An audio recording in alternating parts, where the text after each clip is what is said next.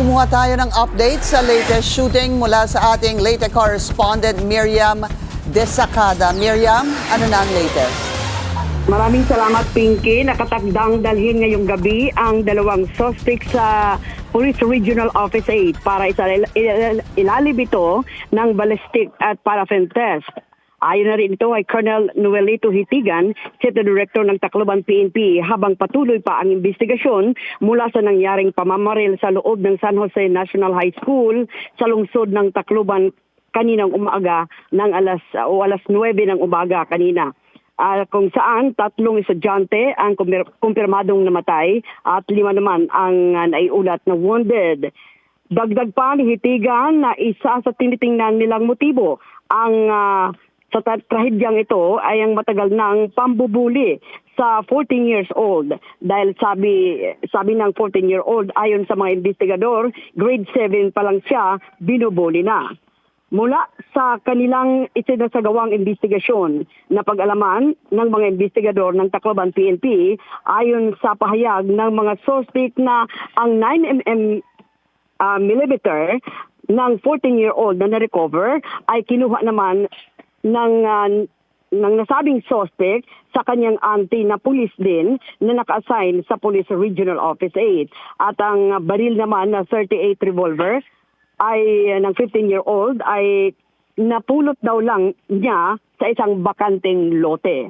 So doon sa sinasabing nagsimula ang gulo doon sa isang riot sa isang barangay ng Tacloban ay wala na yon. Hindi daw konektado ayon kay Colonel Hitigan. So yun, Pinky, ang pinaka-latest dito sa pamamaril dito sa National High School sa lungsod ng Tacloban. Miriam, ano ang reaksyon ng mga pamilya at estudyante dyan sa San Jose National High School sa pangyayari? Kanina sa pag-ikot namin, although nakasarado yung, syempre yung buong paaralan ay sarado. Yung mga estudyante dahil pinauwi, yung ibang mga magulang ay abalang, talagang may trauma yung mga bata. Umiiyak sila at gusto talaga ng mga parents ng mga kabataan dyan sa San Jose National High School na mabigyan talaga ng tamang seguridad. At ayon naman kanina sa inisyu na statement ng Department of Education Regional Office 8 ay mula sa Regional Director na si Dr. Roberto Toliciano Jimenez, ayon sa kanya na kailangan talaga bigyan ng masusing investigasyon at siguradong safety ng mga kabataan o ng mga mag-aaral.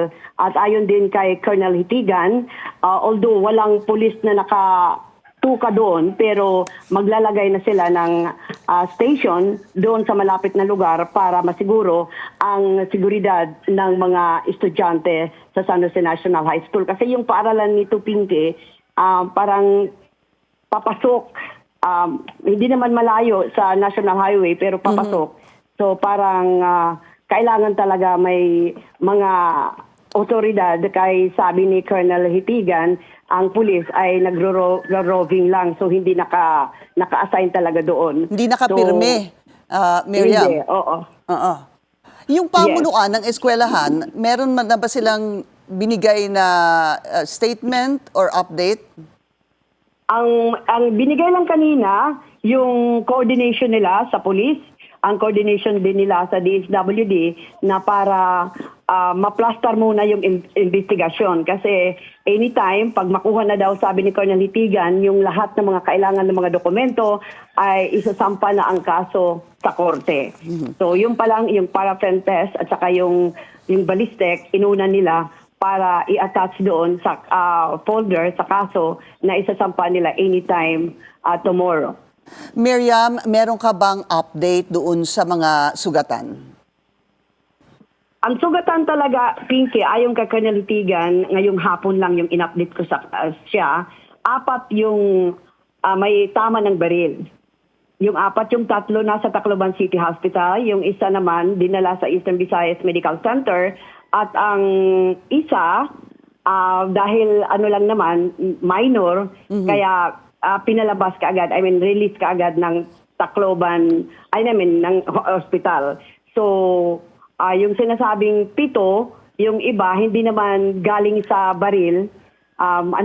Siyempre dahil sa takot, nagtakbuhan, ayun, nasugatan sila ng minor lang naman. Kaya pinalabas kaagad ng hospital. Alright. Kailangan bantayan pa rin natin yung tinamaan ng bala, yung 4, no? Na sinabi Yes, mong ma'am. kasalukuyang nasa ospital ngayon. So right now, Miriam, update lang tayo. Itong 2 suspect na kinuha, na aresto ng pulis ay kasalukuyang nasa regional office, tama ba, para sa paraffin and ballistic test. At Yan. Miriam, importante yung sinabi mo kanina ha, yung sinabi mo na yung isa doon sa suspect, na alam nga natin ay menor de edad, ay supposedly nakuha yung kanyang baril sa kanyang tita ba? Sabi mo? Auntie niya na pulis. Auntie na naka-assign sa finance sa Police Regional Office 8. Kaya nga kanina daw pinatawag na ng Police Regional Director para alamin. Kaya umiiyak daw yung auntie. Bakit daw napasok? Kasi yung sabi ng bata, pinasok yung bahay ng auntie niya. Kaya nakuha niya yung 9mm. So yung isa naman, kaya inaalam ng pulis kung totoo ba na napulot lang niya yung 15-year-old doon sa bakanteng lote. Yun sana yung tatanungin ko sa'yo dahil suspicious yun, yung napulot lang niya itong baril sa lote at ito na nga nagawa yung krimen. Alright, alam ko Yes. patuloy naman ang investigasyon, no, Miriam, hinggil dito sa nangyaring insidenteng ito. So, patuloy kaming kukuha ng update sa'yo. Maraming salamat, Yes, late yes, correspondent, Miriam Desacada. Salamat, Miriam. Okay. Mag-follow sa aming mga social media accounts at mag-subscribe sa aming YouTube channel para sa pinakahuli at eksklusibong mga balita.